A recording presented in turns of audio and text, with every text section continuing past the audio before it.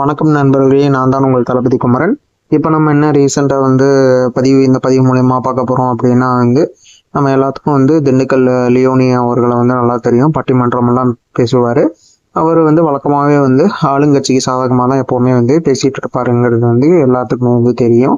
அப்படி இருக்கும்போது இந்த கரூர் இன்சிடென்ட் பற்றி அவர் கருத்து சொல்லி காட்டமாக விமர்சனம் செஞ்சுருக்காரு. நம்ம தளபதி விஜயின் மீது கடுமையாக சாடியிருக்காரு. இந்த மாதிரி கோலையா கரூர்ல ஏன் நீங்க இல்லை ஓடி போனீங்க அப்படி இப்படின்னு என்னென்னமோ வாய்க்கு வந்ததெல்லாம் பேசியிருக்காரு. நீ தலையோனா அப்படின்லாம் கேட்டிருக்காரு. இதை நம்ம வன்மையாக சொன்ன மாதிரி கண்டிக்கிறோம். எந்த ஒரு முகாந்திரமும் இல்லாமல் பழி போடுறதுங்கிறது உண்மையாக ஒரு அவதூறு பரப்பறக்கான செயலாக தான் பார்க்கப்படுது. இதுதான் மக்களிடையே நிலவக்கூடிய பொது கருத்தாகவும் இருக்கு. இது எப்படியோ உண்மை வெளிச்சத்துக்கு போகிறோம். இந்த மாதிரி பதிவை தெரிஞ்சுக்க நம்ம சேனலை சப்ஸ்கிரைப் செஞ்சுக்கோங்க. நன்றி, வணக்கம்.